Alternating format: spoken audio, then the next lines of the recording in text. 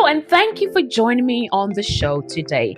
This is the Now Talks, a collection of inspiring personal stories and leadership lessons from some of the world's most iconic leaders. It is the weekly podcast for women in leadership, brought to you by Nations of Women. My name is Dr. Tina Alton, and I'm your host for today and the coming weeks.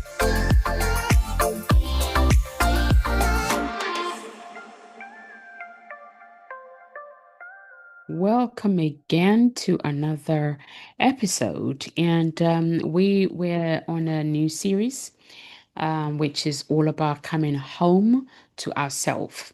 And today we're going to be looking, as part of the series, is growing into who you're called to be. Now, though, there is a moment that I think happens to all of us as women, as leaders. There comes a point today when you finally recognize who you are, good or bad. Hopefully for the good. And you come to that realization, wow, this is my identity. This is who I'm called to be. So you find that you stop performing, you feel more honest with yourself, and then something shifts altogether.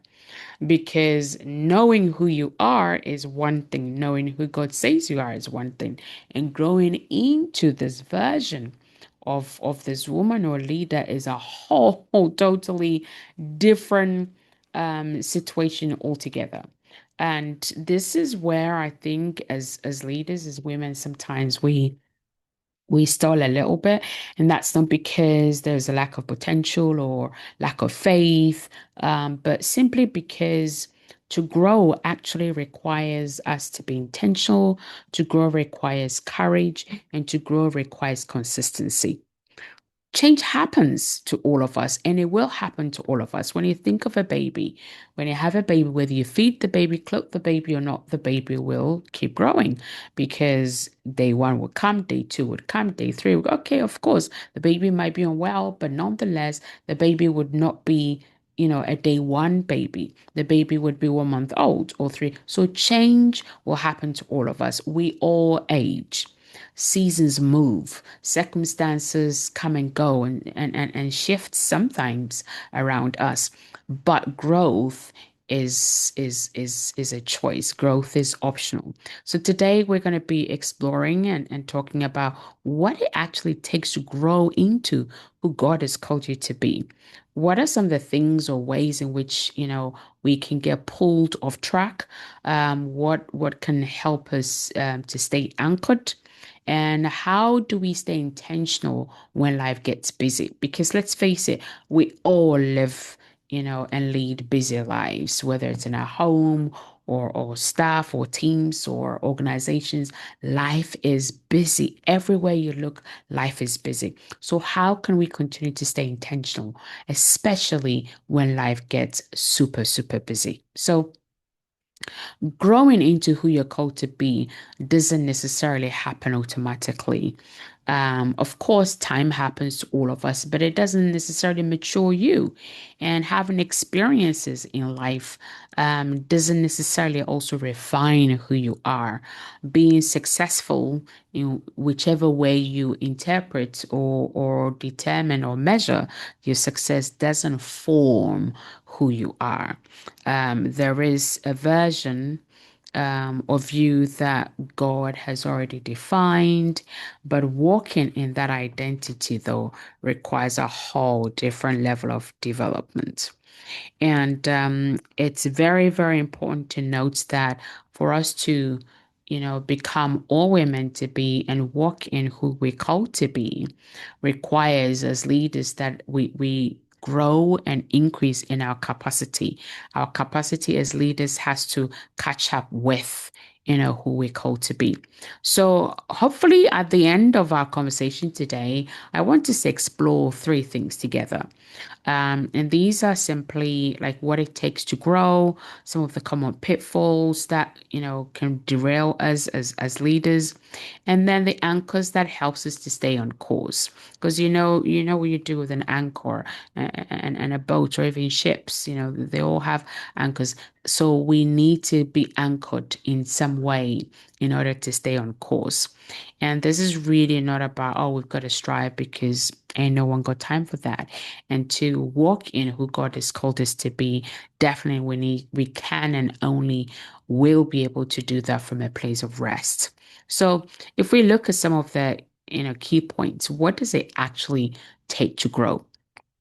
And in my experience, definitely I can say for an absolute certainty that your capacity must grow to match, the calling. When you know what you're called to do, very few leaders are able to build the capacity it takes to sustain it. Capacity, though, is not talent, is not your talent. It's what allows you to carry the responsibility that comes with, that increase in your leadership without burning out.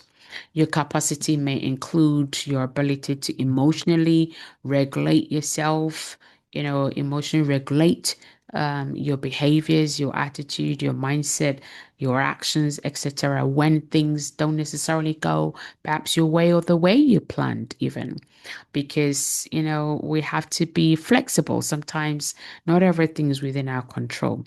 Your capacity also include actually your ability to make good, sound, solid decisions under pressure, right? And capacity also includes being able to set really safe, healthy boundaries without feeling guilty. Being able to stay grounded, for example, when you're misunderstood, because all of us, experience that at some point. For example, sometimes you know that you're able to lead in a certain way, but then you might struggle with having difficult conversations, maybe with your underperforming staff or team members. Who knows? You might be avoiding a conflict, or sometimes, some leaders will completely retreat when they feel stretched. And that's not necessarily entirely a character issue, but it's actually a capacity gap. So for us to grow into who God has called us to be means that we have to allow God then to develop our character before he will expand us or before he would increase us.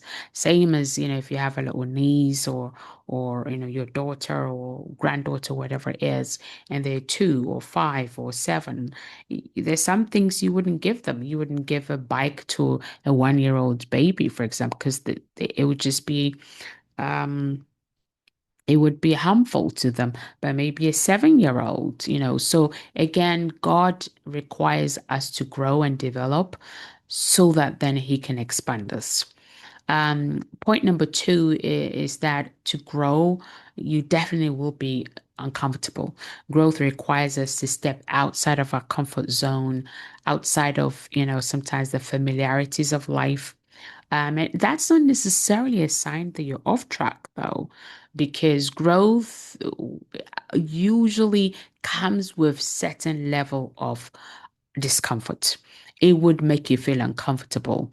It's not because you're being destroyed or, you're falling apart, but because when you're stretching, if you take a rubber band, right, when you stretch a rubber band, you can see, there's a tension in there.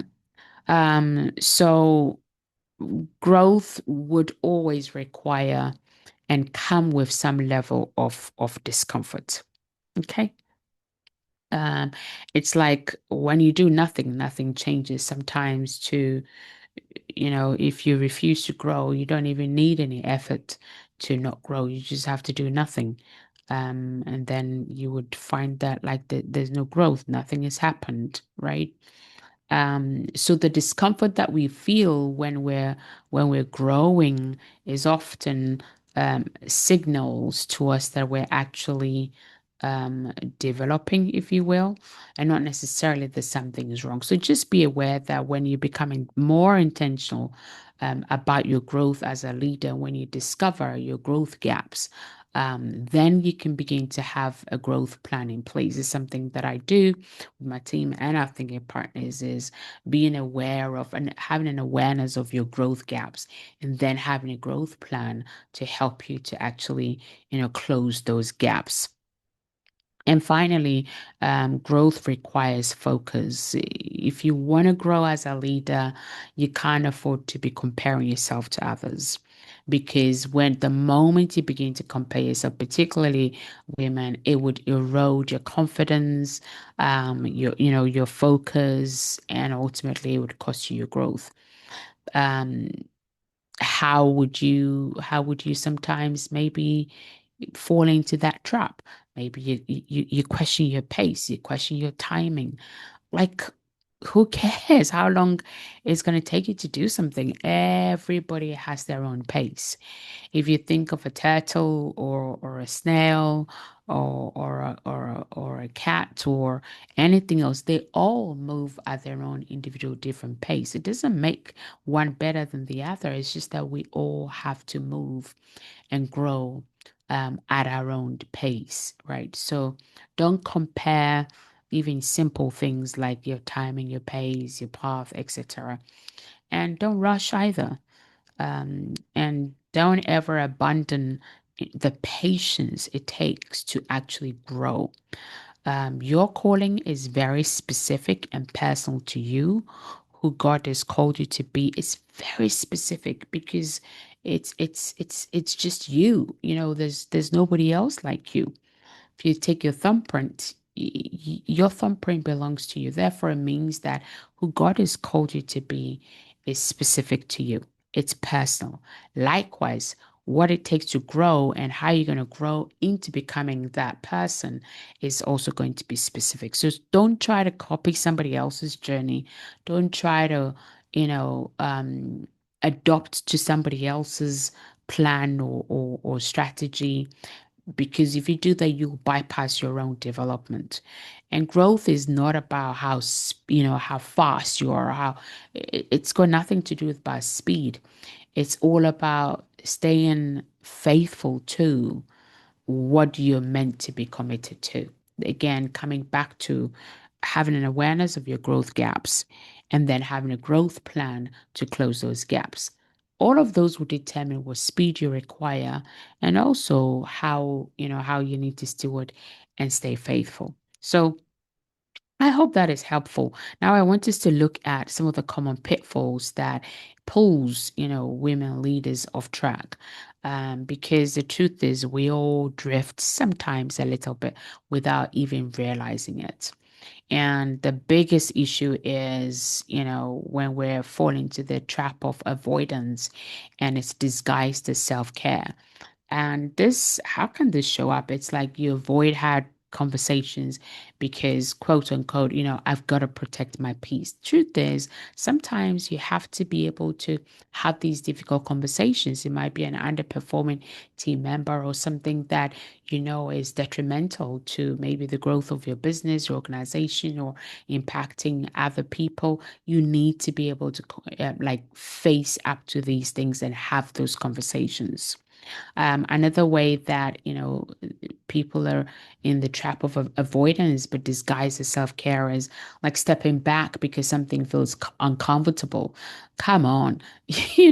As a leader, you need to have a backbone. You need to have a tough skin.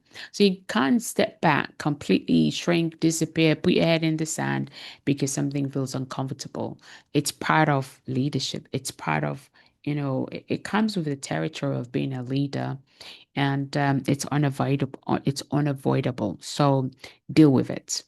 The other one is, when you tell yourself that, oh no, this is not the right time. Come on, there's no such time. There's no such better time as now. So if you keep telling yourself, if you keep reframing to you're walking or leading with the mindset that it's not the right time is coming, etc., you're going to actually miss and delay and it just leads to procrastination. I'm sorry, but that's the truth. So you need to come off that thought, the mindset that it's not the right time. There is no better time like now. So go do it. Avoidance is very expensive. Okay, so don't avoid the hard conversations, don't avoid situations that make you uncomfortable, and don't avoid taking action when you know you need to take action. Another pitfall is like the endless introspection without really taking any action. What do I mean by that? Like, what I mean is like that constant self-analysis that paralyzes you. So you can't even move forward, like you're stuck, like the hamster's wheel. You need to come off the wheel, and this introspection. I gotta look at, yes, of course, there's some things and decisions you have to really take time, turn the situation any which way, all around, assess risks, risk assess all of. Yes, I'm not saying you've got to do those things, but the constant self-analysis without any taking action is just that's very cheap. That's just being lazy and procrastinating. Another way could be, I've got to feel ready before I take action. No, you've got to take action. Then, that strength and the joy and the passion, all of those things are reinvigorated, and you're able to keep going. And then this is a key one. Oh, we've got to gather insights. You've got to review this, review, but then you don't apply anything.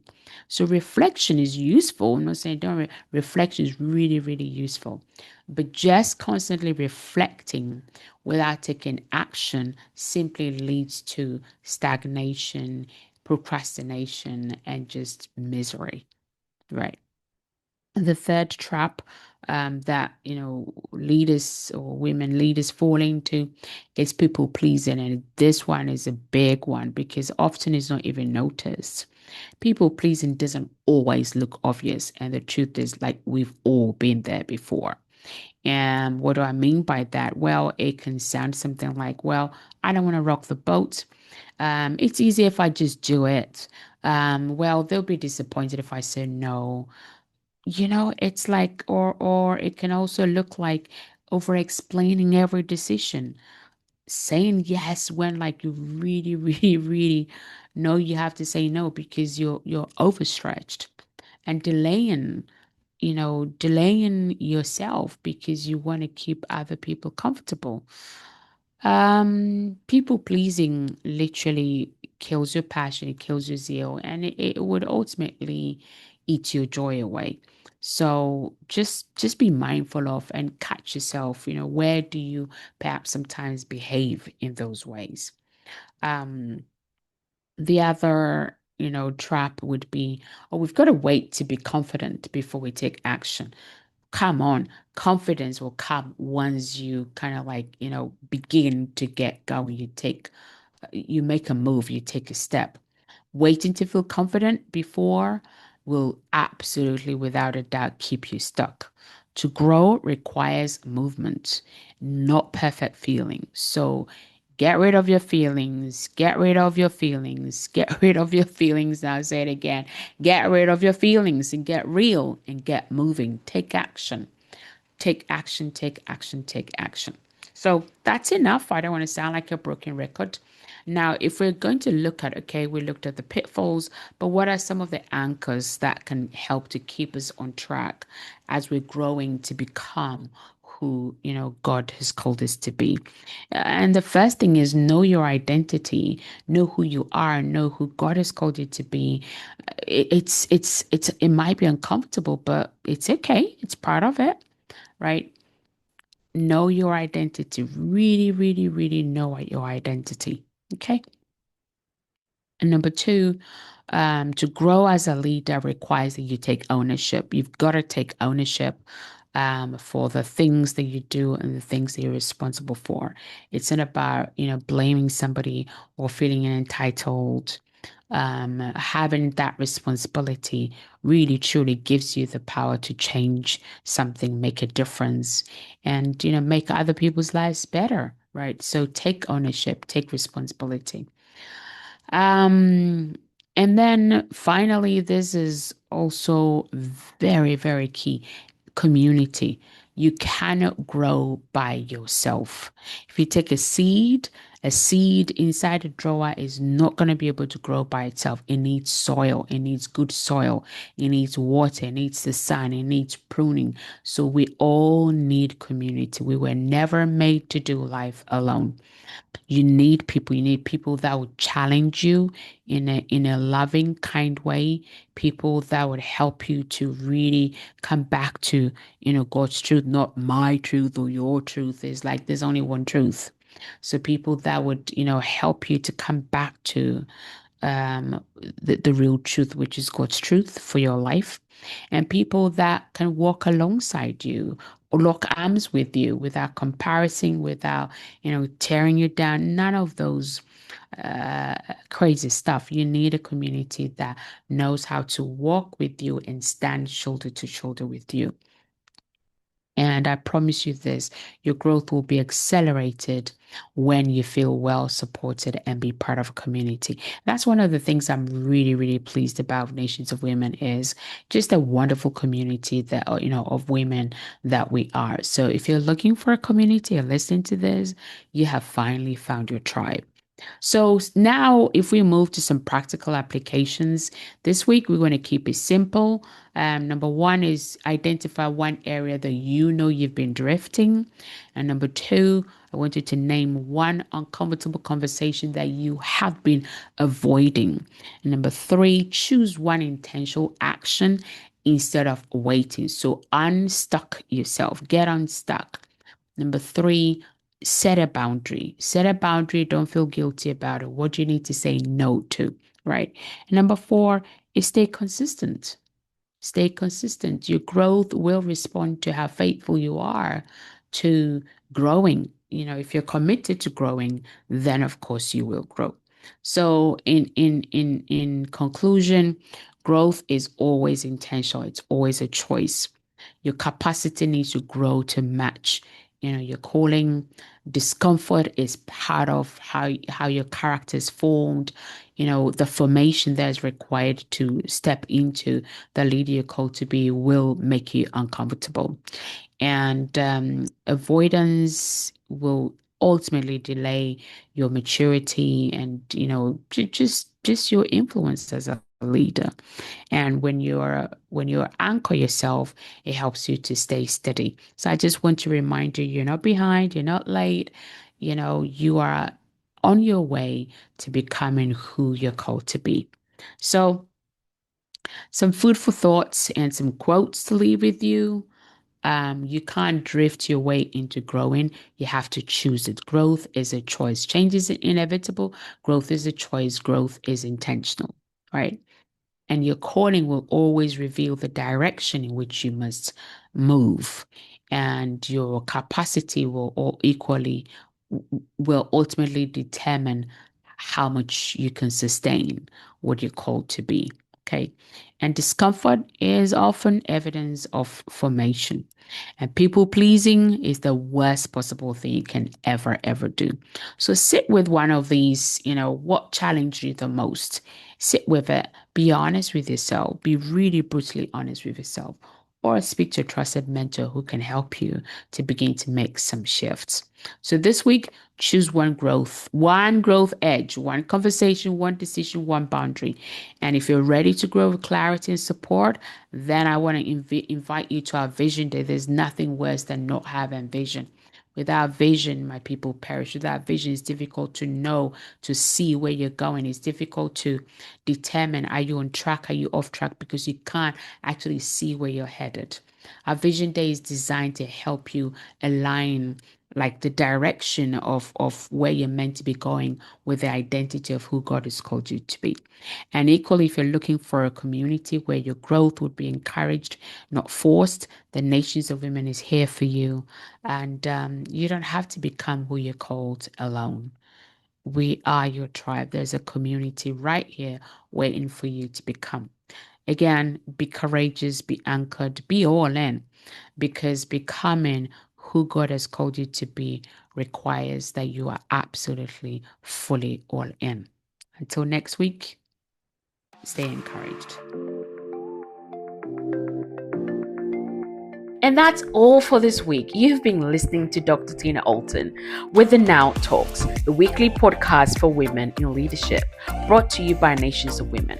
All that remains is for me to say have a fantastic week, stay safe, and reach out if you need any help now at nationsofwomen.com. Until next time, enjoy the pursuit of your potential, and remember, now is your time.